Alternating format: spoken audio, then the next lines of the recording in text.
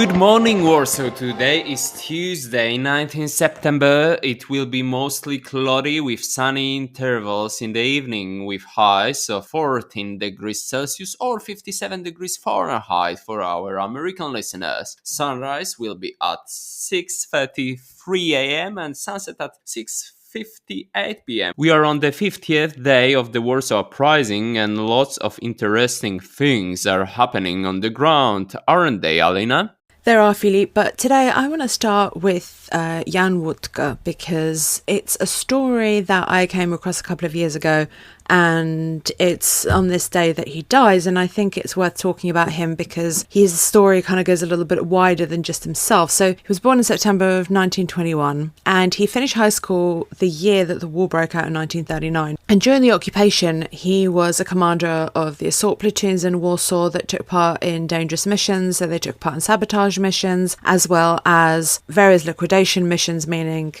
killing high-ranking German officers. During the Warsaw Uprising, he actually fought in the district of Wola, then he fought in the Old Town, and then in Czerniaków. And to put a bit of a positive spin on this a little bit, because we've been talking about some very dark subjects, he marries the love of his life on the 5th of September. He marries Irena Kowalska in the basement of a tenement house on Chorza Street. And at the same time as he gets married, another couple also get married, Viktor Erwin Krause, that was his name up until 1946, and then he changed it to Viktor Andrzej Szeliński, and he married Zofia Jakorska. So they were married by Father Józef Warszawski. He was the battalion chaplain of the Radosław group. The rest of them were actually part of the Zośka group, but they were married by a different chaplain in this basement. So there was basically a double wedding on one day. And just to remind some of the listeners, we haven't talked about weddings very much, but there were over 200 weddings during the Warsaw Uprisings, probably more because many of them weren't actually registered, and they took place. Why? Because people wanted to get married, because they needed to get married, because this was the time, when else was a better time to get married. And love only comes once. What if these people only managed to spend a day together, a week together, 2 weeks together, 24 hours together? Some weddings only lasted a few hours before one or both parties were killed. So, this was the time, this was the moment. Love prevailed. So there was a double wedding. Both couples got married on the 5th. Now, I want to talk about quickly, before I finish on the subject of Jan and Irena, is Viktor and Zofia and how their wedding went. On the night of the 22nd to 23rd, Zofia and her husband, alongside a group of other nurses, were hiding in the basement of a building, and they were trying to break through to Śródmieście Południe, which is the midtown, the southern part of the midtown, and it wasn't quite... It wasn't successful at all. They tried to make their way towards the district, but Zosia was killed. Zosia was hit in the head by shrapnel from a grenade launcher, and her body was never found after the war. There's a symbolic grave. He never found her body afterwards. He himself remarried in 1946, and then he died in Warsaw in 1984. So he did live long after the Warsaw Uprising, and he's got a very interesting story, so maybe I can talk about him another time. But coming back to Jan and Irena, it's on this day that Jan is killed. He's killed on Wilanowska Street in Czerniaków, and his body's never been found. And this is something that we hear quite often, that bodies have just never been recovered. We have so many unknown graves in not just the Powązki Military Cemetery, but also in the Warsaw Uprising Cemetery out in Wola. You'll come across mass graves where, you have the names of a couple of insurgents, a couple of civilians, and then you have 54 people unknown, 100 people unknown, 24 people unknown, 35 people unknown. There are so many unknown people. So there is a chance that he is there, that Zosia is there. So, we will never know. But coming back to this story, Irena herself was also killed during the Warsaw Uprising. She was murdered only a few days later. She was taken prisoner in the Wola district, and it was most likely that she was shot with another group of nurses, and her body also has never been found. So not only was Jan's body never found, Irena's body was never found. They'd been married for a matter of 2 weeks, and both lost their lives within a matter of days. They both have symbolic graves in Powązki Military Cemetery. Jan is actually symbolically buried with his brother. His brother was also killed in the Warsaw Uprising. He was killed on the 8th day in the Wola district. But yes, so he is there symbolically with his brother, as is Irena. Irena is 2 graves down. Her symbolic grave lays there too. And also Irena's sister was killed in the old town on the 31st of August. Not only did Jan and his brother lose their lives, but also Irena and her younger sister were also killed during the Warsaw Uprising. So we will find these stories, like I spoke of the twins a couple of days ago, we will constantly find these stories of brothers, sisters, a whole family's completely wiped out during the Warsaw Uprising, where maybe one person survives, or a father survives and his wife and all of his children have been killed. And these stories are very, very repetitive, but I thought that Jan, Zofia, Irena and Victor all deserve to have their names mentioned and to be immortalised in our podcast. So honour and glory to their memory. But just touching on what else is happening on the ground in the Warsaw Uprising, of course, we have constant bombings, aerial bombings, artillery bombings. Czerniaków is still standing, even though it's been under attack for about the past 2 weeks, and it's still holding steady. The Soviets have also been bombing German positions from the air, hitting the Mokotów district on this day, but the Germans are still hitting insurgent positions. The other thing that's happening is that certain units are being told to withdraw through the sewers to Mokotów, for example. We'll be talking more about the sewers in the next coming days as well. But even though we're interested in what's happening on the ground on this day, we need to come back to what's happening with the Soviets, because, we've been talking about them quite a lot, quite heavily over the past couple of weeks, because there's been a lot going on. And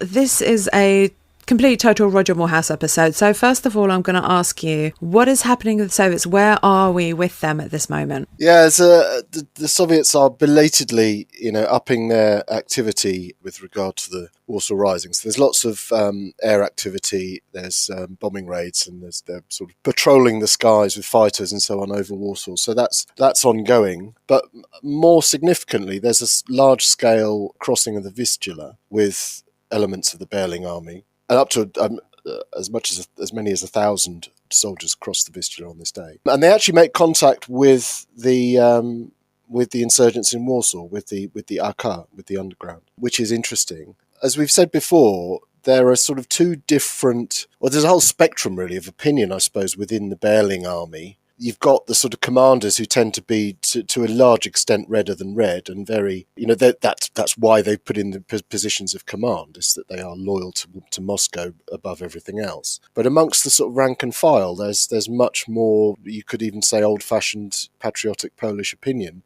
Some of those would be young men who had been deported in 1940, spent a year and a half or 2 years in the Gulag, and had effectively just missed the boat when Anders left, literally and metaphorically missed the boat, and ended up in the Berling army. So they're there. I mean, they would have had a good degree of indoctrination, of course, but they're there essentially by happenstance rather than ideological conviction. So there are some sort of competing pressures, I suppose, on the Berling army for in that respect. And it's interesting that when this crossing is made on the 19th, a message is sent to the Home Army command in Żoliborz, which again sounds very sort of patriotic. It sounds like they're all fighting for the same goal, which is interesting. It says, "It's our warmest wish and our task at the moment is to cross the Vistula, come to your aid, and then attack the Germans with combined forces to destroy them and liberate Warsaw. Some of our troops have already crossed to the western bank, and at the moment a final liberation of the capital is approaching.